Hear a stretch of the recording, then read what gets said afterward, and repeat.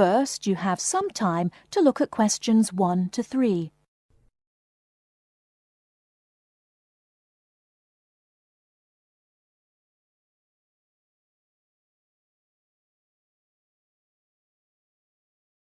Now we shall begin.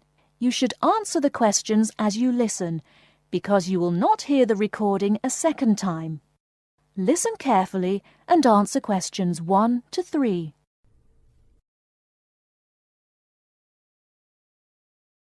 Many of you already have a reasonably firm idea of the general subject area you wish to study. Others are more open and searching for ideas. Whatever your situation, I hope you find that we have a course that meets your needs. Our firm aim is to be a student-centred institution with a special emphasis on flexibility. This begins with our attitude to access.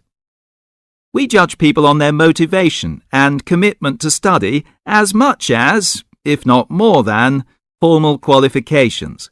This is reflected in the vitality and diversity of our student population. Some of our students come direct from sixth form or college. Before you hear the rest of the conversation, you have some time to look at questions 4 to 10.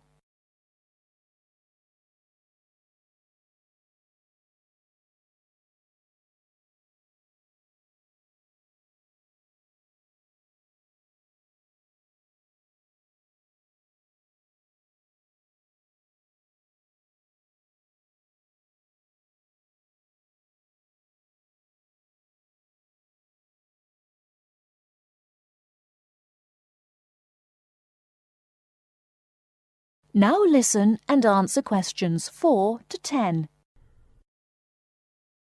Others are coming into higher education after a short or long gap from formal education. Some are seeking a specific set of skills with a particular job or profession in mind. Others are retraining or studying to give their careers a new direction or dimension. Some are learning about the very latest scientific, technological and commercial knowledge. Others are stretching their minds on sensitive environmental, social and cultural issues.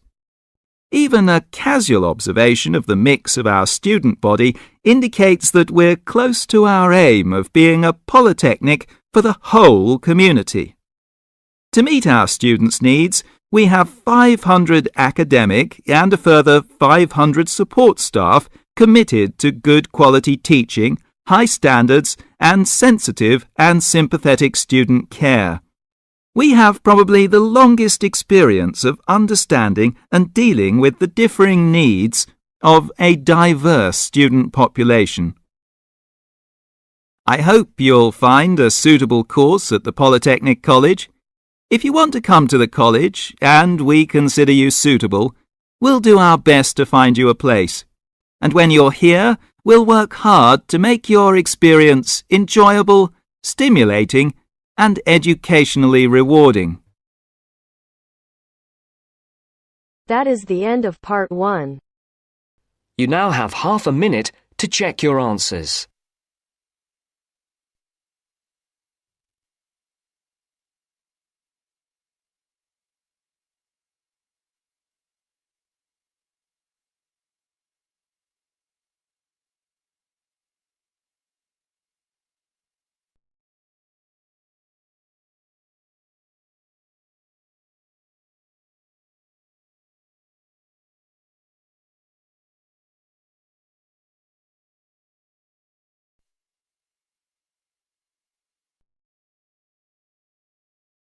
Now turns to part 2. Part 2. First, look at questions 11 to 14.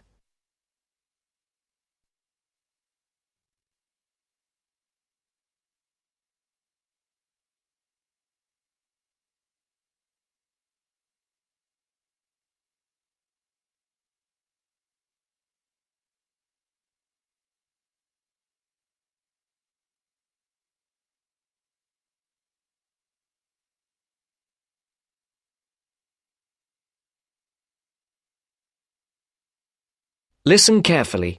Who's next, please? I think I am. How can I help you? I just came in on flight 372 from Singapore at 11:30 and my luggage hasn't arrived. I've been waiting at the baggage claim for about half an hour now and everything seems to have come off the plane. The conveyor belt has stopped and all the passengers have gone. So I came here to find out what has happened to my bag. Can I see your ticket, please? Here it is. So you came from Hong Kong today and changed planes in Singapore, right? Yes, the connection in Singapore was a tight one. The plane got in late and I had to rush to get to the next flight. That's the problem right there. There wasn't enough time to get your bags onto the connecting flight.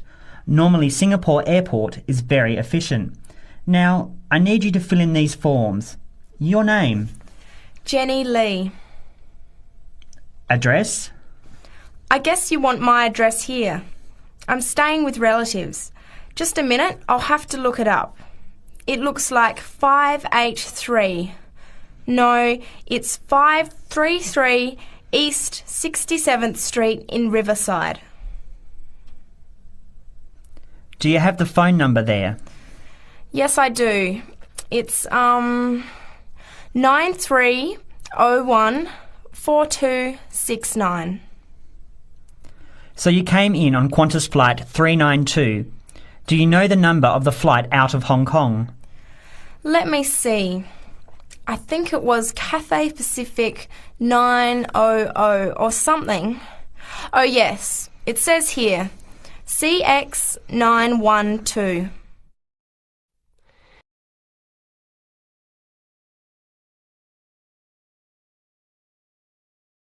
Before the broadcast continues, look at questions 15 to 20.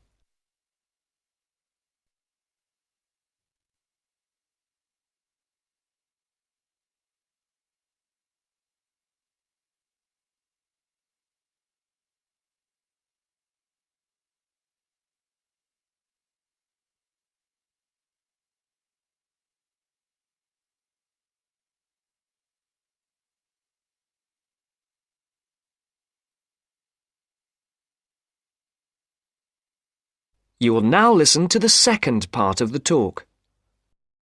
Right. Now, I need a description of the luggage. How many pieces did you check in? Just one.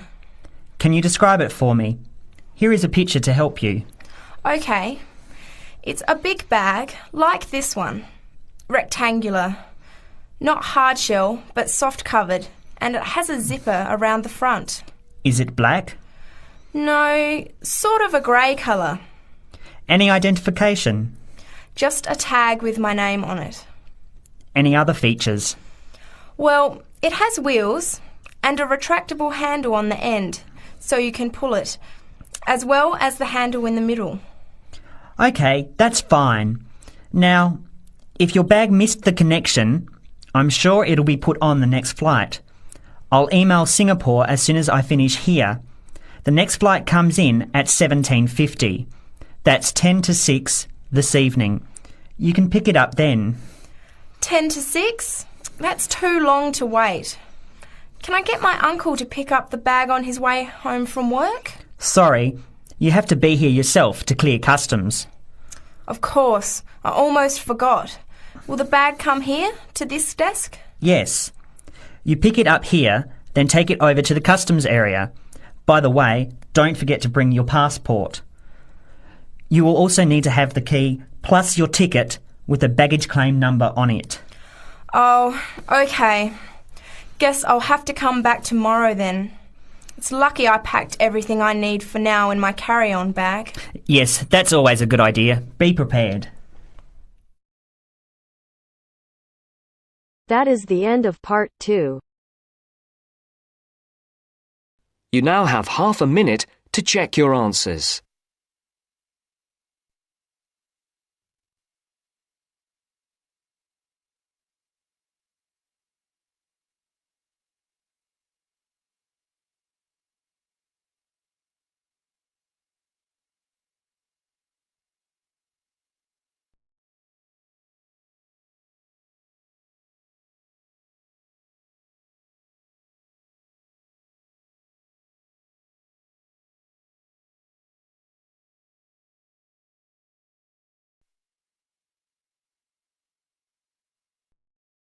Now turns to part 3. Part 3. You will hear two business studies students discussing a presentation they'll do on an article on working effectively in groups. First, you have some time to look at questions 21 to 26.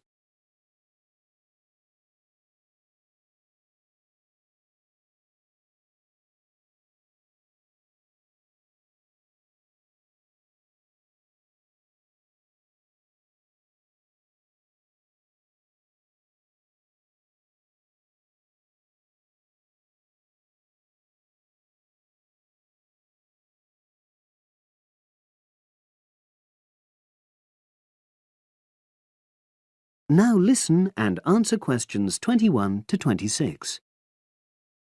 So, Brad, what did you think of the article on group work? Oh, hi, Helen. Yeah, it was pretty good, with helpful pieces of advice on how to make group work effective. I think we were lucky to be given such a straightforward text to present at the management skills seminar. Yeah. Actually, shall we discuss it now? Have you got time? Sure, it's only a 10-minute presentation, so we just need to explain and then give our views on the main points raised in the article. I'll jot down some notes. Right. So, there are 3 main sections. I suggest we start with listening. Yeah, effective listening in groups, because it's not something that's frequently covered on courses in our field. No, and we should say that in the presentation. Yeah. And also effective listening's pretty simple, you know. I don't think it's hard to learn. Well, people think it's easy, but in my experience, most of us tend to be very lazy listeners. Okay, I wouldn't argue with that. Something I do think we should emphasize is the power of the listener's posture, gestures, etc., in making speakers feel respected. Not that you're just waiting for them to finish before jumping in with your own ideas. Uh-huh. Okay, right. The next section is on goal setting. Let's make sure we're clear what the article says on this. Yeah. Well, firstly, it says that all group members must be given time to explain their own goals. That's it, yeah. And then did it say that the whole group should agree on common goals? That's a bit too strong. It's more that everyone's agendas should be equally acceptable. But it does say that goals have to be realistic, you know. Achievable within a particular time? You've got it. That's really what the article's saying.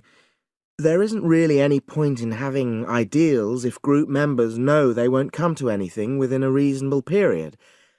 So, I think a summary covering those points will be enough for that part of the presentation, don't you? Yep.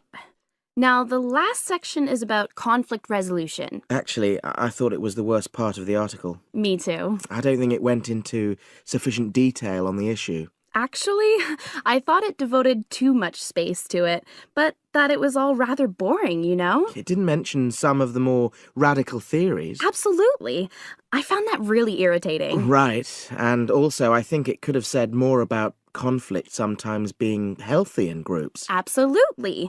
It just mentioned rather glibly about how we should avoid thinking of winners and losers, and that quick resolution of conflict is always desirable. Without explaining what these terms mean?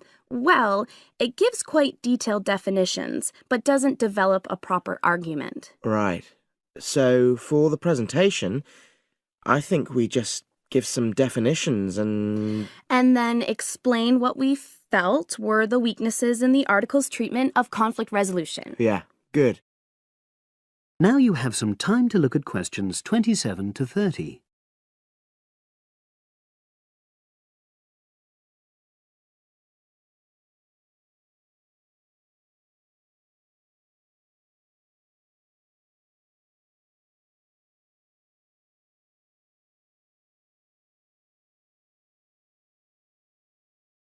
Now listen and answer questions 27 to 30. So, let's think about what we have to prepare for the actual presentation. Well, I suppose we'll use PowerPoint, but I'm hopeless at using it, especially if it has any visuals. I really have to look into doing a course on it because I know I'll need it in the future. Don't worry, I'm quite happy using PowerPoint and I'll put it together when everything else is ready. That's a relief. But yes, do that later. Okay. Now, I heard the tutor saying we have to include some well-chosen quotations from the article. I'm not sure if we do. I'll email him to find out. No need. I can just have a look at the specs he gave us when he set the task. That'll be quicker. But the tutor definitely said we have to prepare a handout to go with the talk. I'm not really sure how we do that. Sarah did one last year. Who's she? She's doing the same option as me on marketing. I'll ask her advice on what to include. Great. So that just leaves the bibliography at the end. I suppose it'll mainly be articles. Yeah. So we'll just look on the web, and we can leave that till later. But we've been advised against that. Well, we could have a look through some journals in the library. I think we should start by looking through module handbooks. I think that'll give us some good leads. Yeah, you're probably right. So that's all the topics.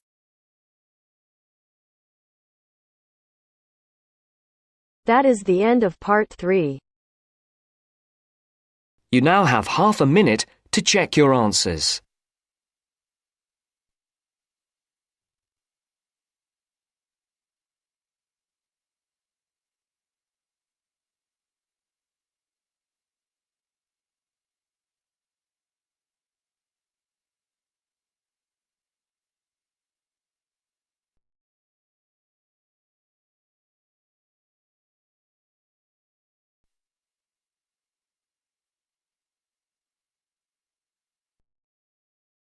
Now turns to part 4. Part 4. You will hear a talk given by Dr. Miranda James. First, you have some time to look at questions 31 to 35.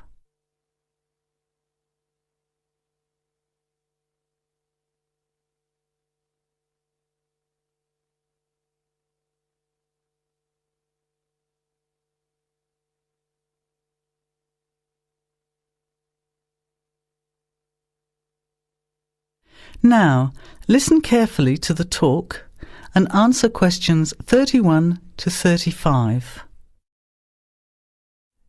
Good afternoon, everybody, and welcome to the first in a series of talks we have arranged for the Overseas Students Association this semester. Dr. James has very kindly agreed to speak to us today on the topic of public speaking, and judging from the large numbers of you here, it's clearly a subject of great interest and relevance. Dr. James. Hello. It's good to see so many of you here, and hopefully what I'm going to tell you will be useful to you both here at the university and in your future employment. Many people avoid speaking publicly, by which I mean in front of, say, 10 or more people. Not because they lack the ability, but mainly because they lack confidence, which is really only due to lack of practice. Today, as a consequence of the influence of television, audiences expect speakers to be relatively brief and to the point, in addition to being well-informed and interesting or entertaining. Probably the most important part of public speaking is what you do beforehand, by which I mean preparation. This includes practical details, such as knowing precisely what your topic is and exactly how long you are expected to talk for. You should also plan the content thoroughly. A good strategy is to write out the content as you intend to say it, and then make brief notes, preferably on small cards, which you use to talk from. This way you sound more natural. You incorporate pauses while you look at your notes, and you can then look at your audience while you are speaking. Never read your speech without looking at the audience. Eye contact is a very important part of communicating with an audience. So deliberately move your head and look around at your audience. Pauses are important, as most people, when they are nervous, tend to rush through their speech. Now you have some time to look at questions 36 to 40.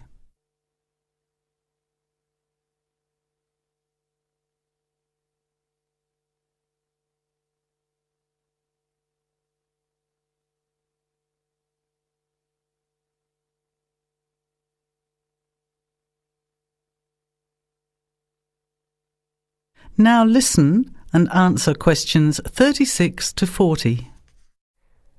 Practice speaking slowly. This gives you more time to pronounce your words correctly. It's always easier for your audience to listen to someone whose speaking is clear and calmly paced, so that they can understand the ideas being explained. And the bigger the group, the more slowly you should speak.